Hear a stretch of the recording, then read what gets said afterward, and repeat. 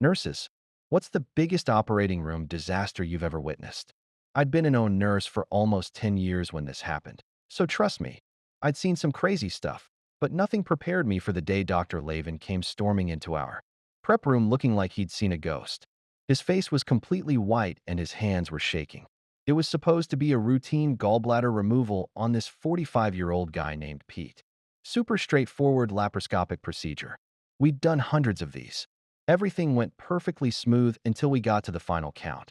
You know, where we make sure every single instrument that went into the patient comes back out. That's when Amy, our scrub tech, went pale. "We're missing a clamp," she whispered. At first, everyone just assumed it was a miscount. Happens all the time. Instruments roll off trays, fall behind equipment, whatever. So, we started searching everywhere. We checked under the tables, in all the containers, even went through the trash. Nothing. Dr. Lavin was getting more frustrated by the minute, and Pete was still under anesthesia on the table. The anesthesiologist, Dave, kept checking his watch and muttering about how much longer we could keep the patient under safely. After 20 minutes of searching, Amy said the words nobody wanted to hear. "What if it's inside him?" The whole room went dead silent. Dr. Lavin literally froze with his suture in midair. We all just stared at each other because we knew what that meant. We were literally seconds away from sending Pete to recovery. Like they were already prepping to move his bed, and now we had to figure out if we'd just sewn up a patient with a surgical clamp still inside his belly. Dr. Lavin started sweating bullets. You could see the sweat running down his temples.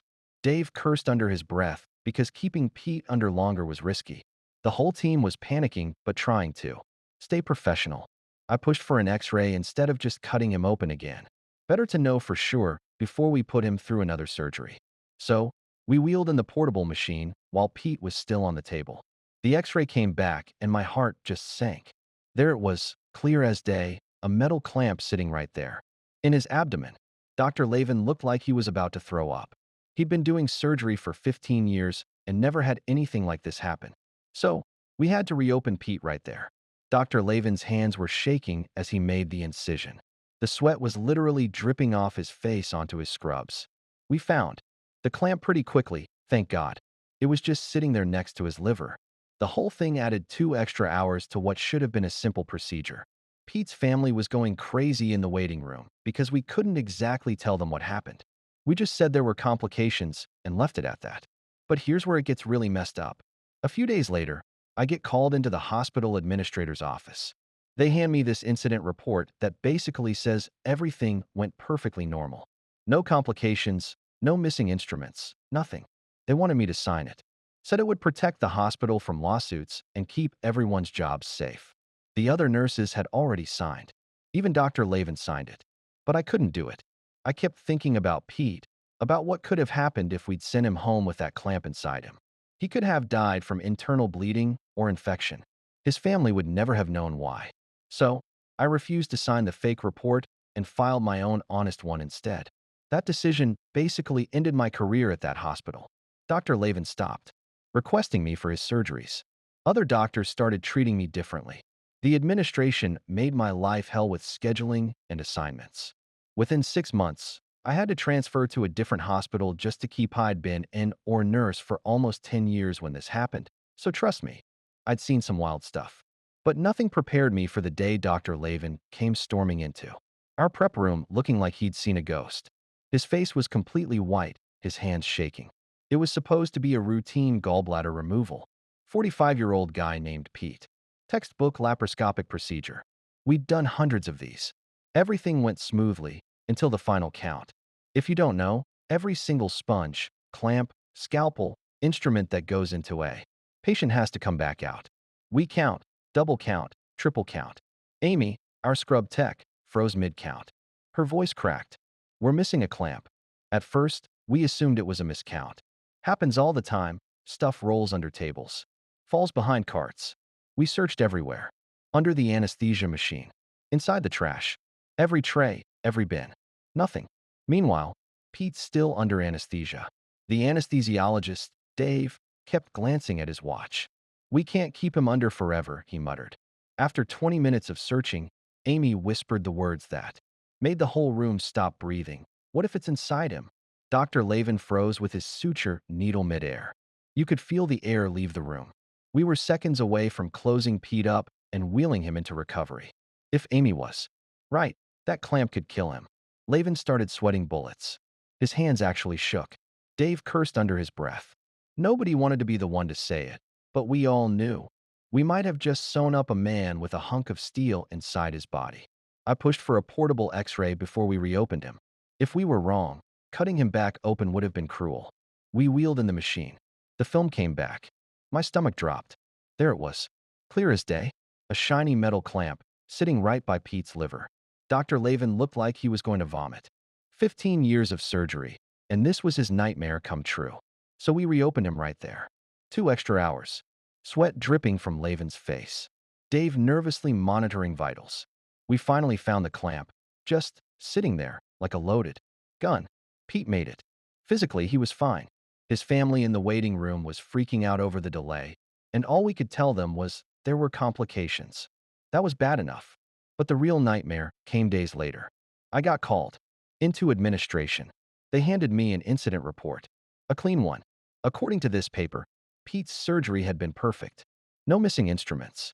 No complications. Nothing unusual. Every other nurse had signed. Dr. Lavin signed. Even Amy signed. They told me to sign too. It protects the hospital. It protects your colleagues. Nobody gets sued. Nobody loses their job. I stared at that paper, and all I could see was Pete's unconscious face. If we hadn't caught it, he could have gone home with a clamp inside him. He could have bled out. He could have died of infection, and his family never would have known why.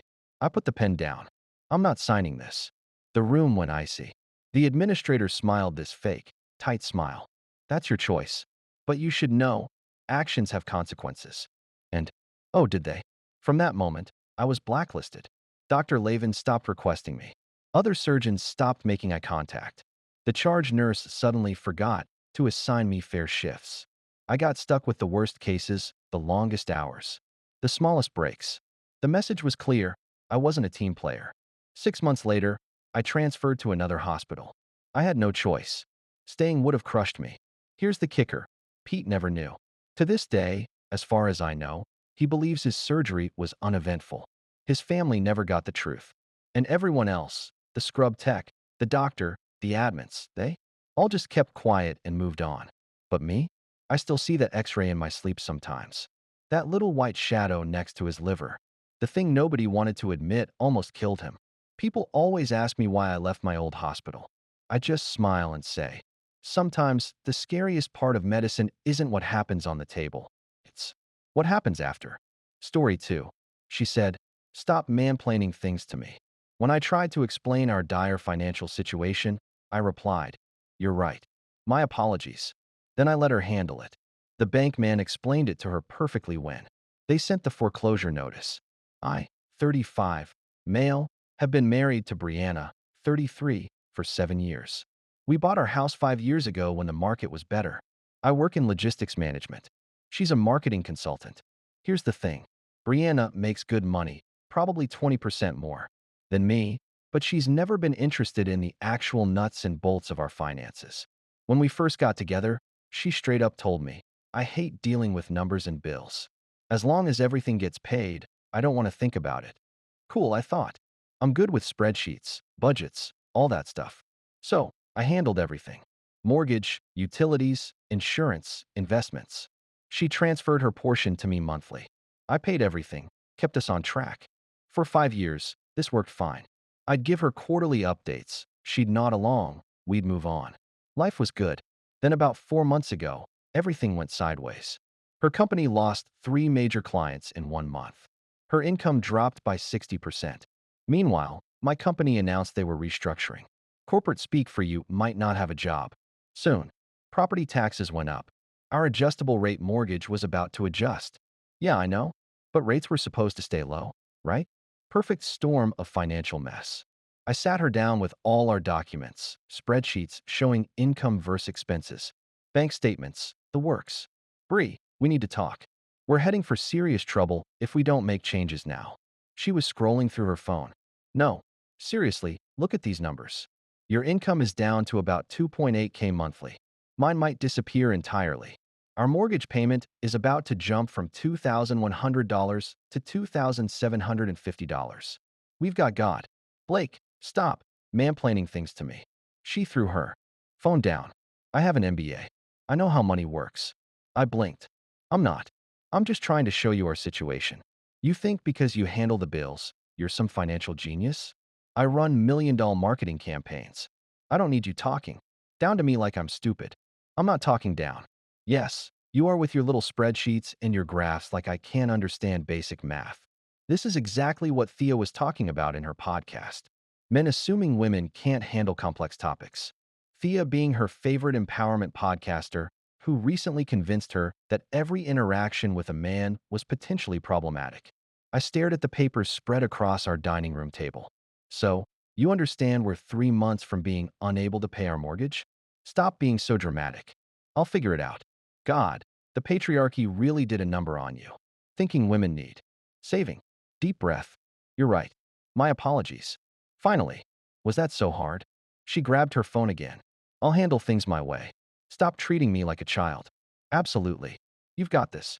I gathered up all the paperwork, went to my office, and moved every single financial document to a folder labeled Brianna's Financial Management.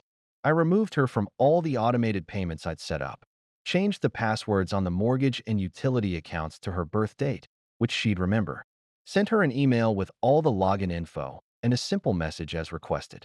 I'm stepping back from managing our finances. All accounts and responsibilities are now yours.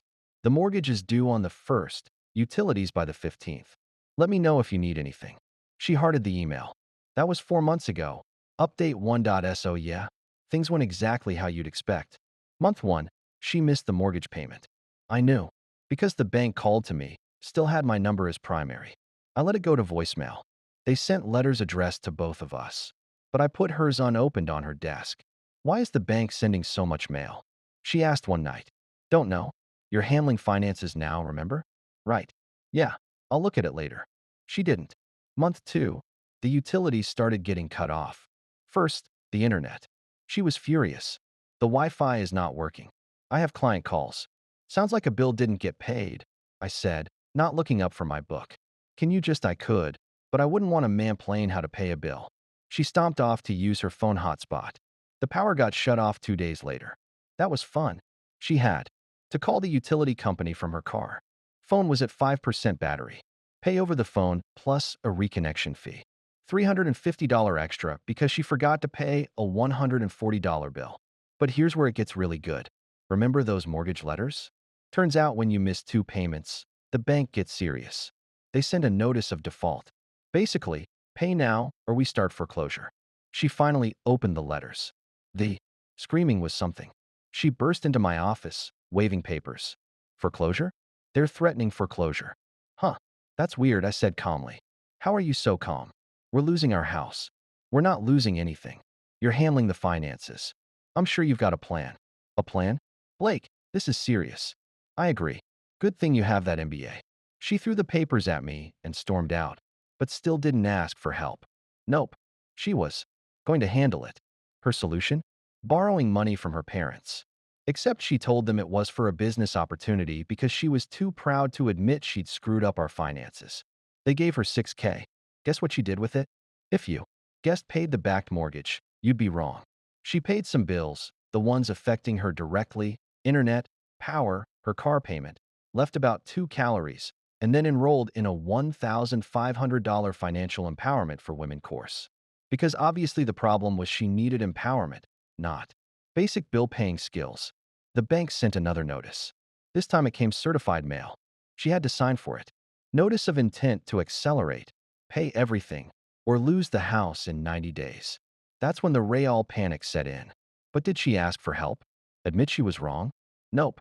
She doubled down. Update 2. Things escalated fast after the acceleration notice. Brianna went into what I can only describe as delusional problem-solving mode. She was convinced she could fix everything without admitting she'd messed up. Her solutions were creative. First, she tried to refinance the house without telling me. Problem is, both our names are on the mortgage. The bank called me to schedule the appointment. I politely declined to participate. What do you mean you won't sign? She screamed. You're handling the finances. I don't want to mansplain mortgages to you. This is both our house which you're managing. I trust your judgment completely. She couldn't refinance without me. So she tried Plan B, selling stuff. Not her stuff, mind you. She listed my gaming console, my tools, even my mountain bike on Marketplace. I found out when my buddy texted asking why I was selling my bike so cheap. I confronted her. You're selling my belongings. We need money. This is an emergency. Then sell your Peloton, your designer bags, your jewelry. Those are investments. I laughed. Actually laughed. Then I reported all the listings as fraud since she didn't own the items. Got her Marketplace account suspended. Plan C was even better. She went to one of those predatory we buy houses fast companies. Offered to sell our house for $175 under market value cash. Deal close in 2 weeks. She actually signed preliminary paperwork. Thank God for property law. Both names on the deed means. Both signatures needed.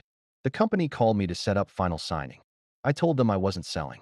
They threatened to sue for the earnest money deposit Brianna had somehow scredged up. I sent them the email chain showing she'd been explicitly handling all finances. Solo and I hadn't agreed to anything. They went after her for the $2K deposit instead. Meanwhile, the foreclosure clock kept ticking. 60 days left. 45, 30. She finally broke down crying one night, but not apologizing. No, she was crying about how the system was against her, how it was impossible to manage everything, how the banks were predatory, and I was sabotaging her. You knew I couldn't handle this, she sobbed. You literally screamed at me that you could. You have an MBA. You run million-dollar campaigns. That's different. How? Because she couldn't answer. 2 weeks before the foreclosure sale date, she did the most Brianna thing ever. She hired a lawyer. With what money? Her credit cards to do what? Sue me for financial abuse and intentional infliction of emotional distress. Her lawyer, some ambulance chaser named Gerald, actually called me. Your wife says you deliberately set her up to fail financially. I have an email from her explicitly taking over all financial management. Would you like to see it? I also have recordings of her telling me to stop mansplaining finances. Should I send those too? Gerald suddenly remembered he had another call. The foreclosure sale was scheduled for next Monday. We had officially lost the house. 5 years of equity gone, credit destroyed. All because she couldn't admit she needed help. But the universe wasn't done with this comedy yet. Final update. The house sold at auction. We had to be out in 30 days. You'd think this would be rock bottom, right? Wrong. Brianna's parents found out about the foreclosure when the sale was posted. Publicly. Remember, she told them the 6K was for a business opportunity. Her dad, Harrison, called me directly. Blake, what the hell happened? We just saw your house was foreclosed. I explained everything. The missed payments, the notices, Brianna refusing help, the failed refinance, the attempted quick sale, all of it. The silence on the other end was deafening. She said the money was for expanding her consulting business. She used it to pay some bills and take a financial empowerment course. Harrison said words I won't repeat here, then hung up. 20 minutes later, Brianna's phone exploded. I could hear her parents through the phone from the other room. Turns out that 6K was from their retirement fund. But here's the beautiful part. While Brianna was getting screamed at by her parents, I was executing my exit strategy. See, I'd been planning since month 2. Opened my own bank accounts, saved every penny I could, found a small apartment. I'd even talked to a divorce lawyer who confirmed that since Brianna had taken over all finances in writing, I couldn't be held responsible for the foreclosure fallout. While she was sobbing to her parents, I was packing. Just my stuff, clothes, personal items, the things she tried to sell. Everything fit in my truck. She found me loading the last box. Where are you going? My new place. You're what? We're in this together. I showed her the separation papers. Actually, we're not. You wanted to handle things your way. I'm handling mine. You can't leave me. I have nowhere to go. Your parents have space. Or maybe Thea from the podcast has a couch. This is because I called out your mansplaining. You're destroying our marriage over that. No, you destroyed our marriage when you let pride cost us our home. I tried to help. You literally told me my help was patriarchal oppression. She went through the whole narcissist prayer in real time. That didn't happen. The screenshots say otherwise. And if it did, it wasn't that bad. We lost our house. And if it was, it's not a big deal. Foreclosure is a huge deal. And if it is, it's not my fault. Whose signature is on those papers? And if it was, I didn't mean it. Cool. The bank doesn't care. And if I did, you deserved it. I deserved to lose my home. The divorce was finalized last month. Couldn't split assets. There weren't any left. Couldn't split the house. Bank owned it. The only thing to divide was debt. And thanks to that email chain, most of it stayed with her. She's living with her parents now, still posting on social media about new beginnings and rising from adversity. But I noticed she's selling those designer bags she called investments. Her consulting business dried up. Turns out clients don't trust consultants who publicly go through foreclosure. Me? I'm rebuilding. Credit shot, but I've got a stable job, a simple apartment, and hard-earned wisdom about the difference between actual partnership and performative independence. Started seeing someone new, a teacher who actually gets excited about budget spreadsheets. We split everything 50-50, and she literally thanked me for explaining how compound interest works. Last week, I drove past our old house. New family moving in. Kids playing in the yard. The life we could have had if she'd just listened to one conversation about money without making it a gender war. Brianna texted me yesterday. First contact. Since the divorce. I understand now what you were trying to tell me. I'm sorry. I didn't respond. What's that saying? When someone shows you who they are, believe them. She showed me she'd rather lose everything than admit she needed help. Rather destroy our life than say, I don't understand. Can you explain? The bank didn't care about her MBA or her empowerment. Podcasts. They just wanted their money. Turns out numbers don't give a damn about your pride. Funny thing is, if she just let me mansplain for 5 more minutes that night, we'd still have our home. But hey, at least she proved she didn't need a man's help. She lost her house all by herself. Girl power, I guess. Edit. Since some of you asked, yes, I could have paid the bills myself to save the house. But with my job uncertainty and her refusal to acknowledge the problem, I would have been enabling her delusion while draining my safety net. Sometimes, you have to let people hit rock bottom. I just made sure I had a parachute for the